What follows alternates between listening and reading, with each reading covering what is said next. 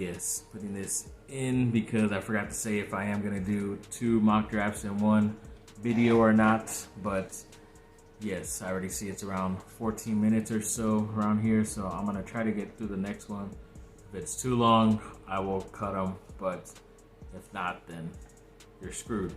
So yes, my next mock draft, I ended up going with a grade A, obviously. And the strengths were my bench, my defense, kicker, and wide receiver. And surprisingly, the weaknesses were none. So obviously this has to be a really good draft, even though I didn't get an A+. But starting off with my quarterback, I did end up picking up Jalen Hurts. Really good guy. He's been pretty up and down. He could have a really great week, and then other times it's pretty average, like just under 20. So I think with a lot of running ability and a lot of better players around him, he was, the 31st best player last year and the 8th best quarterback. It's going around that this year, drafting wise, of the other quarterbacks in front of him. But overall, I still think rushing ability pushes him up a little bit more. So I like him as my quarterback here. And also, obviously, with my first pick at running back, ended up going with Derrick Henry, who I've never had in fantasy. The past 6 or 7 years, he's been, a main guy in fantasy. So I was very excited about this pick because it would be very cool to finally have him. But last year it was a little bit of a down year. He was number 44th overall and the 14th best running back. But there were injuries involved and all this stuff, and they were pretty much getting him healthy for the playoffs. But I think this could be a bounce back year. He's still around 28-ish or so. So he's not over 30 or around 30, which for a running back, that's pretty much your career's done, even if you still want to play. But yes, very good 2 picks here with Hurts and Henry, in my opinion. Then my next running back is Cam Akers, who when I made this mock draft, it felt good and everything, but even ever since then, there was some injury popping up with him and the secondary running back, Darrell Henderson Jr., and then we found out more news from the coach that they were going to go with, obviously, a committee approach, so multiple running backs instead of just being dedicated to one, which at times it felt like they could be dedicated to one. But I think when Michelle took that role, Sonny Michelle, I think it was last year, it was both of those guys were injured and off. So I don't know if it's really going to happen this year for Akers, but not a bad second guy to have as your second running back. And then my first wide receiver, ended up going with Stefon Diggs, number 21 overall player last year, and the number 8th receiver. It's pretty surprising, but I know 2 years ago it was really good for him. This year could be a bit of a bounce back because a lot of people are talking a bit more about Gabriel Davis, his other receiver there, and they don't really have much of a running game. So it's obvious that if Josh Allen wants to win the MVP this year and keep going farther, and have home field advantage in the playoffs, he's going to have to throw a lot. So hopefully it will be to Stefon Diggs. He's been one of the more favorite players I've had being able to watch in the NFL coming out of Maryland, but we'll see what he can do. Then my second wide receiver is going to be Tyreek Hill. Probably would be picked higher now if he did the mock for fantasy, but at this point he wasn't picked yet. So number 19th best player last year and the 7th best wide receiver. So these guys are pretty close. But I forget if I had Tyreek Hill last year or not. I forget, but it was pretty up and down from what I remember, if it was, whether it was last year or the year before.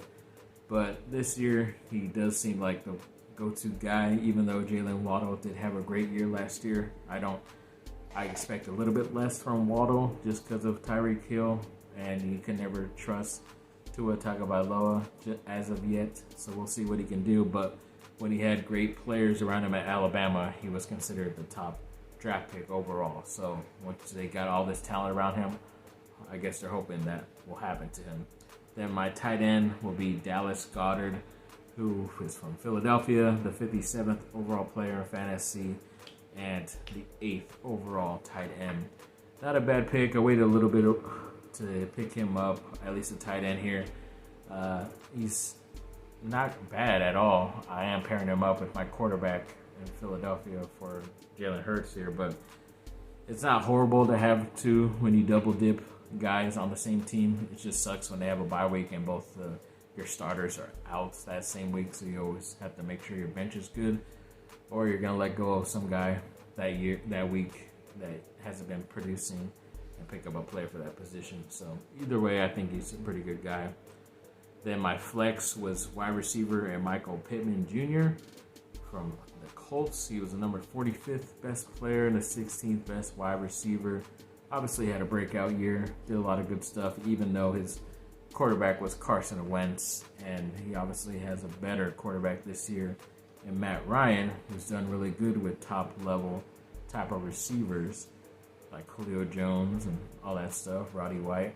But hoping that the ex-USC product could keep shining for 2 straight years, especially for fantasy football, because he has a lot of talent in the world. So we'll see what he can do. Then my defense, ended up going with Buffalo. Obviously, they're considered one of the better defenses out there. All the talent they got, and they have takeaways, and a lot of times they're able to get some goose eggs or really low scores last year. So not mad overall with this defense. Definitely looking forward to that. Then when it comes to my kicker, once again, I went with Justin Tucker. Obviously, in the last one, he was a top 2, top 3 overall guy. So can't go wrong with Justin Tucker as your kicker. And then my bench, go with Cortland Sutton, who was number 136 wide receiver last year. Yeah, there was injuries and his quarterback play was not good last year, but obviously he has Russell Wilson this year, and him and Wilson have been working out a lot, getting that report up very well. So all signs point to being good. I could have a number 1 wide receiver on my bench.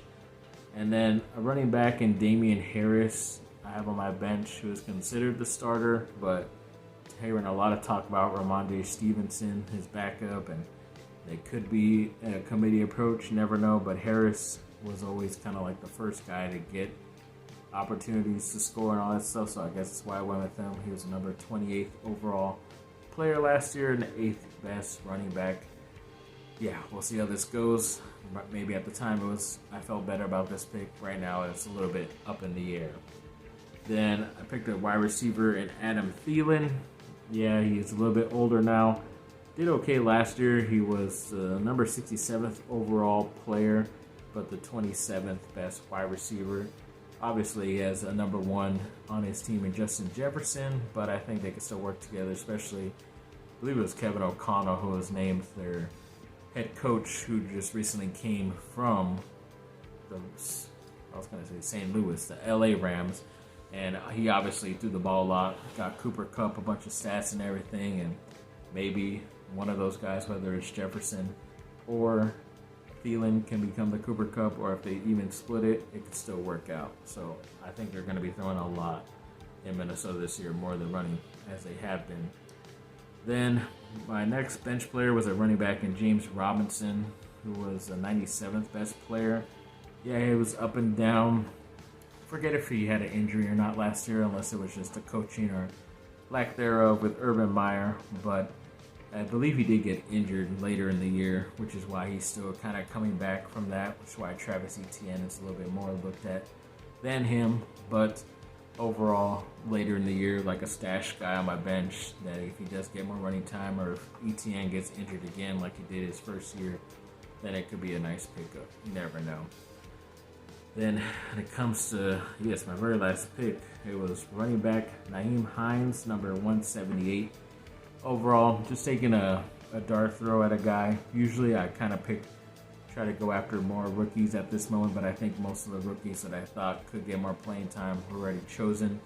So went with a guy who does get some run behind Jonathan Taylor, but overall, I don't really expect much from him. He's kind of like a guy that is there, but I could let him go in case I find someone else on the waiver wire who could be better. So yeah, thanks for watching. This was a quick 2 mock drafts. Only took 20-something minutes, but yes, I have a couple more of these in the next couple days leading up to the NFL season, because my my real draft is on the 4th of September, which I believe is a Sunday, so it could be, this Sunday, so it'll be very fun. Could record that, see what happens, and see what team I get. this. Thanks for watching, people. Like, subscribe, comment down below. Let me know what y'all think. Have a good rest of your day. Bye.